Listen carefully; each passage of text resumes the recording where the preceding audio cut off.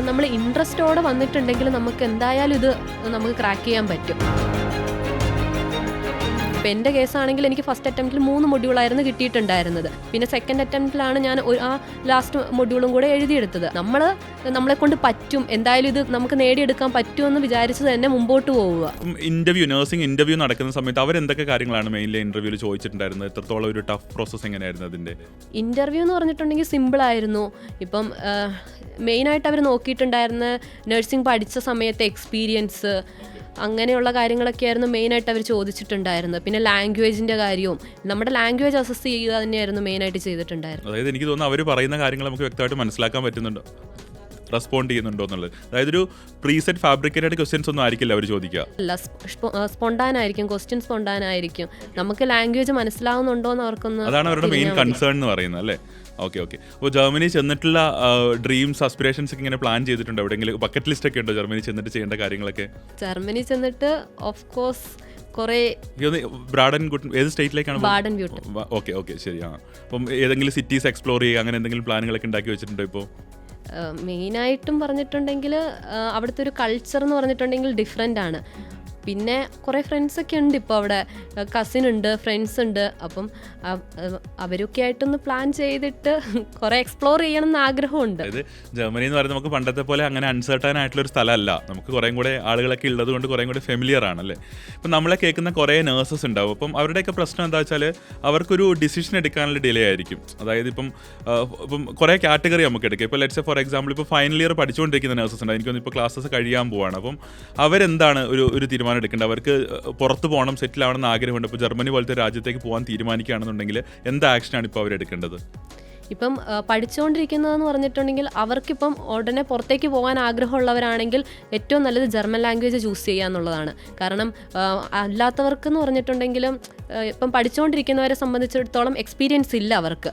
ബാക്കിയുള്ള കൺട്രീസിലേക്ക് പോകണമെങ്കിൽ എന്തായാലും എക്സ്പീരിയൻസ് വേണം. അപ്പം അങ്ങനെയുള്ളവരെന്ന് പറഞ്ഞിട്ടുണ്ടെങ്കിൽ ഏറ്റവും നല്ല ഓപ്ഷൻ ജർമ്മൻ ലാംഗ്വേജ് ചൂസ് ചെയ്യുക.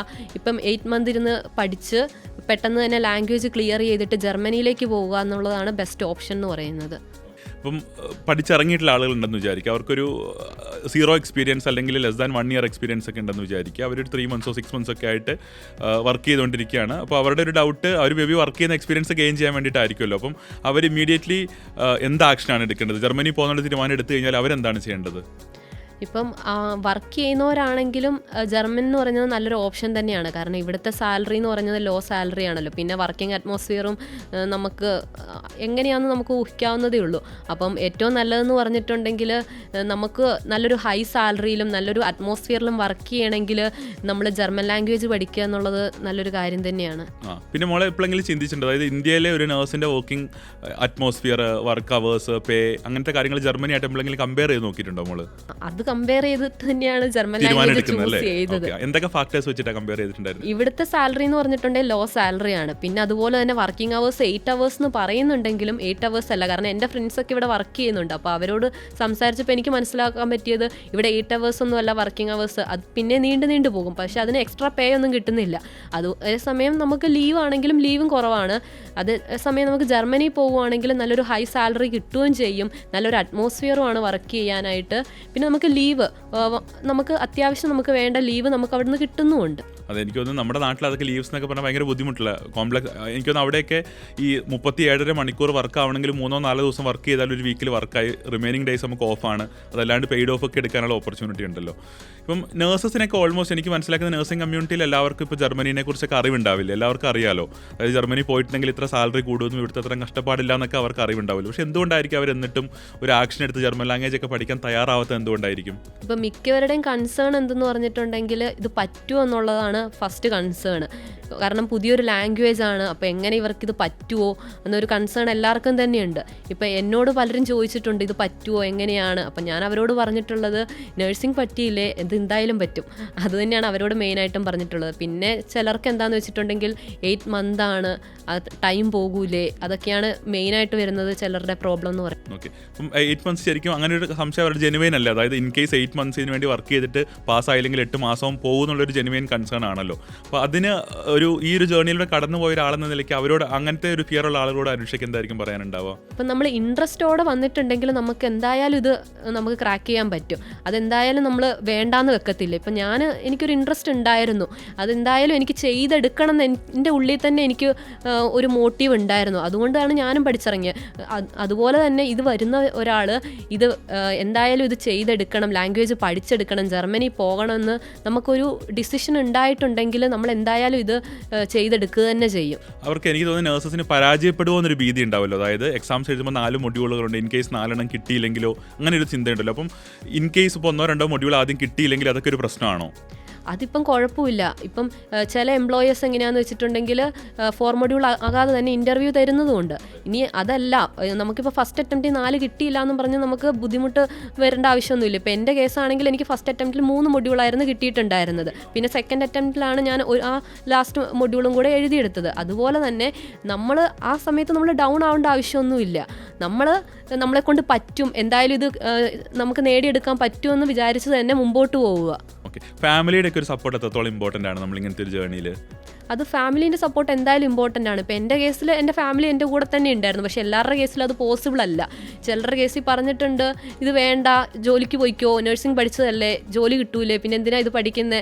അപ്പം അങ്ങനെ ചിന്തിച്ചിട്ട് കാര്യമില്ല. ഇതിപ്പം നമ്മുടെ നല്ലൊരു ലൈഫിന് വേണ്ടി നമ്മൾ കുറച്ച് എഫേർട്ട് എടുക്കണം. അപ്പോൾ ആ ഒരു ടൈമിൽ ഫാമിലി കൂടെ ഉണ്ടെങ്കിൽ തന്നെ നമുക്ക് എന്തായാലും അത് അച്ചീവ് ചെയ്യാൻ പറ്റത്തുള്ളൂ. ഭയങ്കര ക്രൂഷ്യലാണല്ലേ. അതായത് നമ്മുടെ ലൈഫ് ചേഞ്ചിങ് ആയിട്ടൊരു ഡിസിഷൻ ആണല്ലോ അവിടെ നമ്മൾ എടുക്കുന്നുണ്ടാവുന്നത്.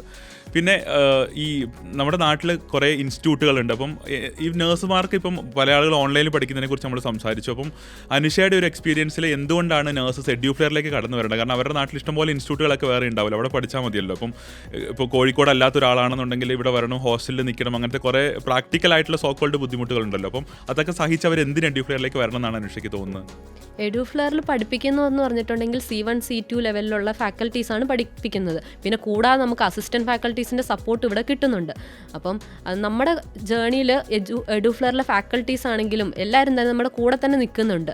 അതുമാത്രമല്ല, നമുക്ക് എന്ത് ഡൗട്ട് ഉണ്ടെങ്കിലും ഇപ്പം എക്സാമിൻ്റെ തലേന്നായിക്കോട്ടെ ആയിക്കോട്ടെ എന്ത് ഡൗട്ട് ഉണ്ടെങ്കിലും ഈ ഫാക്കൽറ്റീസ് എല്ലാം നമ്മുടെ കൂടെ തന്നെയുണ്ട്. അപ്പോൾ അത്രയും നല്ല ഫാക്കൽറ്റി സപ്പോർട്ടാണ് ഇവിടുന്ന് കിട്ടുന്നത്. അപ്പോൾ അങ്ങനൊരു കാര്യം നമുക്ക് ഇത്രയും നല്ലൊരു സപ്പോർട്ട് കിട്ടുമ്പം എന്തുകൊണ്ട് ഇത് ചൂസ് ചെയ്യാതിരിക്കും? അതെ, അതായത് പിന്നെ അനുഷയുടെ കൂടെയുള്ള 4 ഫ്രണ്ട്സ് ഉണ്ടല്ലോ, ബാക്കി 3 പേരോട് സംസാരിക്കുമ്പോൾ അവരൊക്കെ ഹാപ്പിയാണ്. അനുഷയും പേഴ്സണലി ബാക്കി എല്ലാവരും ഹാപ്പിയാണ് എഡ്യൂഫ്ലെയറിൽ പഠിച്ചതിലും പാസ്സായതിലൊക്കെ? എല്ലാവരും തന്നെ ഹാപ്പിയാണ്. എഡ്യൂഫ്ലെയറിൽ ചൂസ് ചെയ്തതിലും ആർക്കും ഇതിലൊരു റിഗ്രറ്റ് ഉണ്ടായിട്ടില്ല.